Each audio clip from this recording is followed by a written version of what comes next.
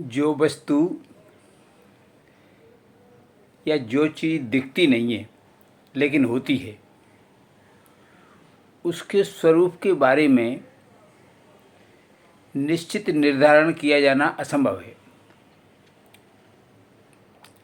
जैसे प्रकाश है, प्रकाश हमें सीधा दिखाई नहीं देता है, प्रकाश से वस्तुएं दिखाई देती हैं। यानी प्रकाश अदृश्य तत्व है, इसके द्वारा हमें वस्तुएं दिखाई देती हैं, परंतु प्रकाश सीधा स्वयं दिखाई नहीं देता है। तो प्रकाश के स्वरूप के बारे में, प्रकाश का कैसा स्वरूप है, प्रकाश कैसे कार्य करता है, इसके बारे में कल्पना ही करनी पड़ती है। तो विज्ञान वालों ने प्रकाश के स्वरूप की कल्पना सबसे पहले की थी, जिसमें न्यूटन नाम के साइंटिस्ट ने प्रकाश के बारे में ये माना था या अपनी परिकल्पना बताई थी कि प्रकाश छोटे छोटे कणिकाओं के रूप में सूर्य से आता है और वो वस्तु से टकरा करके हमारी आँखों में कणिका आती हैं और तब वो वस्तु हमें दिखाई देती है। यानी इसको कणिका सिद्धांत नाम दिया था। ये सिद्धांत में ये बात बताई थी कि जो कणिका जो होती है, छोटी छोटी कणिकाएँ, उनमें भार नहीं होता है, इसलिए वो टकरा करके ऊर्जा वगैरह पैदा नहीं करती हैं। ये सिद्धांत कुछ समय तक लोगों ने माना। इस सिद्धांत से ये भी सिद्ध हो गया कि प्रकाश का परावर्तन अपवर्तन कैसे होता है। कुछ समय तक ये सिद्धांत चलता रहा, जिसको कणिका सिद्धांत कहते हैं। परंतु व्यतिकरण को और अपवर्तन को समझाने में कणिका सिद्धांत असफल रहा। तो जब किसी क्रिया को समझाने में कोई सिद्धांत असफल होता है तो वो सिद्धांत बदलना पड़ता है।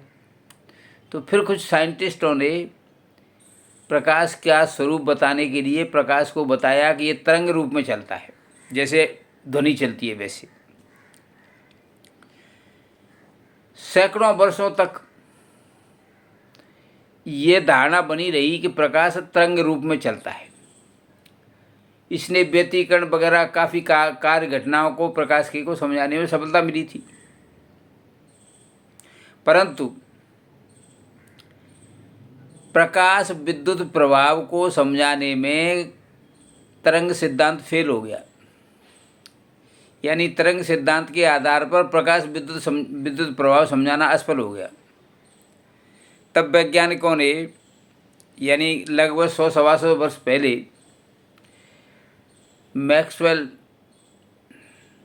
नाम के साइंटिस्ट ने प्रकाश का स्वरूप क्वांटम बताया। यानी प्रकाश शुद्ध तरंग नहीं है, बल्कि क्वांटम के रूप में होता है। क्वांटम का मतलब होता है तरंगों का बंडल। तो प्रकाश को क्वांटम रूप बता करके, क्वांटम रूप में क्या होता है, तरंग भी होती है और ग्रुप भी होता है। इस तरह से प्रकाश का स्वरूप क्वांटम बता करके प्रकाश विद्युत प्रभाव को भी समझा दिया और दूसरे सिद्धांतों को समझा दिया। आज की तारीख में प्रकाश का स्वरूप क्वांटम स्वरूप ही माना जाता है। अब देखिए, अदृश्य चीज़ को देख तो सकते नहीं हैं, उसके रूप के बारे में कल्पना कर सकते हैं, लेकिन कल्पना भी ऐसी होनी चाहिए जिससे हम उस शक्ति के जो घटना घटती हैं, शक्ति के जो क्रिया करती है, उसको समझा सकें। इस तरह से प्रकाश के 3 कल्पना की गई थी। सबसे पहले तो कणिका सिद्धांत की कल्पना की गई थी, इसके बाद में तरंग सिद्धांत की कल्पना की गई और इसके बाद में क्वांटम सिद्धांत की कल्पना की गई। आज की तारीख में क्वांटम सिद्धांत ही प्रचलित है। मैं इस उदाहरण से आपको ये सिद्ध करना चाहता हूँ कि जो अदृश्य चीज़ होती हैं उनकी कल्पनाएं की जाती हैं और कल्पनाओं के आधार पर उस अदृश्य चीज़ की घटनाओं को समझाया जाता है। अगर कोई कल्पना ऐसी हो जिससे सारी घटनाओं को समझाया जा सके तो उस कल्पना को सही मान लिया जाता है। ये सिद्धांत है। इसी प्रकार आत्मा भी एक अदृश्य चीज़ है। आत्मा दिखाई नहीं देती है।